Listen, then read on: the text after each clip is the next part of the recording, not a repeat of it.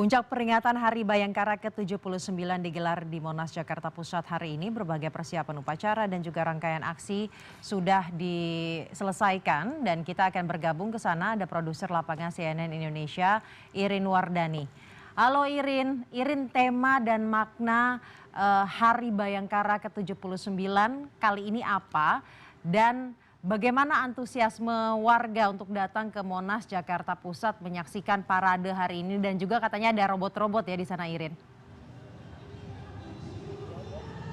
Ya, selamat siang Syasha. Untuk Hari Bayangkara ke-79 ini masih sementara digelar, ada pertunjukan musik dan juga memang masyarakat sudah bisa mulai menikmati pertunjukan-pertunjukan yang disediakan atau digelar sepanjang hari ini sampai nanti malam. Dan memang seperti yang Anda bilang bahwa ada satu hal yang menarik sekali dari Hari Bayangkara ke-79 ini, yaitu adalah robot.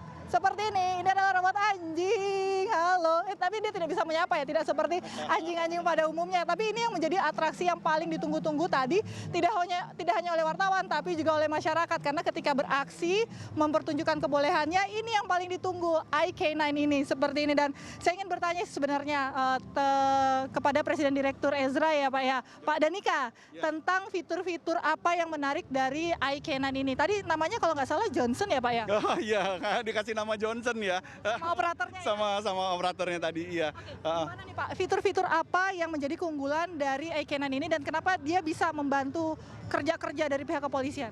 Nah, kalau untuk yang pertama, udah pasti ini fiturnya, yang pertama dia sanggup untuk membawa beban 85 kilo.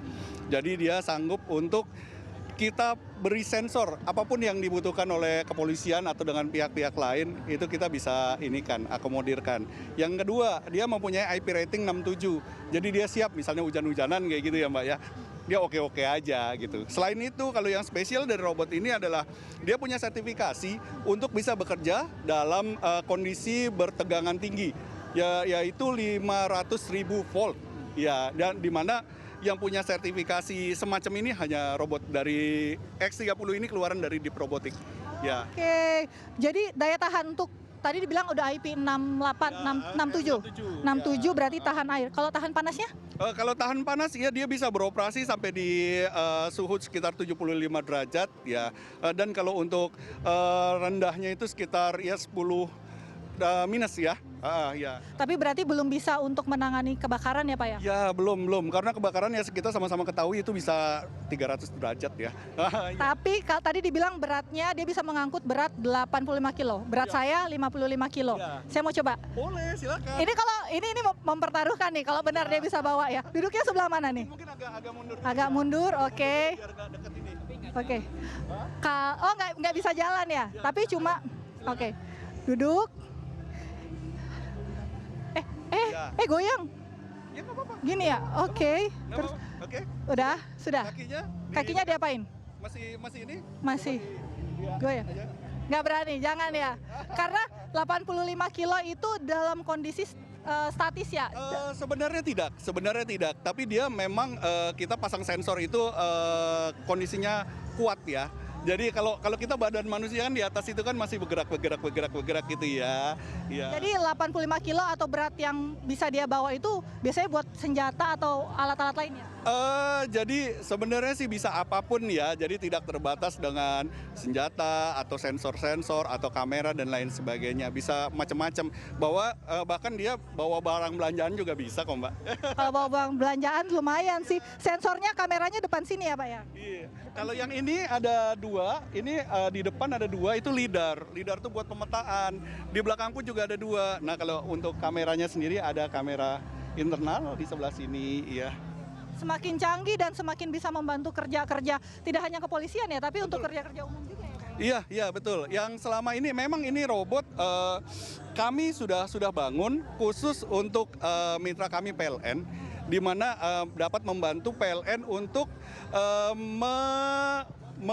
bukan mengawasi ya, tapi melakukan patroli di kawasan gardu induk. Ya, karena kan sesuai dengan sertifikasi yang dia punya ya. Iya, gitu. Ini saya mau, atraksinya gimana nih? Bisa atraksi nggak dia? Atraksi? Loncat nggak bisa? Karena dia badannya besar ya? Nggak bisa juga?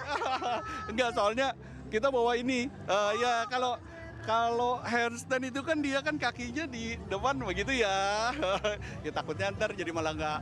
Ya, oke ya. Baik. Oke, nah Syahsa ini menarik sekali dan ini menjadi perhatian dari bahkan anak-anak tadi juga sangat menyukai atraksi yang dilakukan oleh iCanon ini. Tadi juga saya lihat sudah dipertunjukkan di depan Presiden kemampuan iCanon ini mendeteksi bahkan di area-area yang terkontaminasi radioaktif seperti itu. Dan itu ya bisa membantu kerja-kerja di daerah-daerah yang susah seperti itu ya. Seandainya kita bisa punya ya, ini harganya berapa Pak? Ya harganya kurang lebih ya, ini berkisar ya, ini belum masuk Indonesia, sekitar 260.000 US dollar. 3M, Ya. triliun. M. 3M Sasha, 3M. Wah, jadi harus hati-hati megang alat 3M ini. Oke Sasha, kembali ke Anda. Baik, terima kasih Irin Wardani laporannya langsung dari lapangan Monas, Jakarta.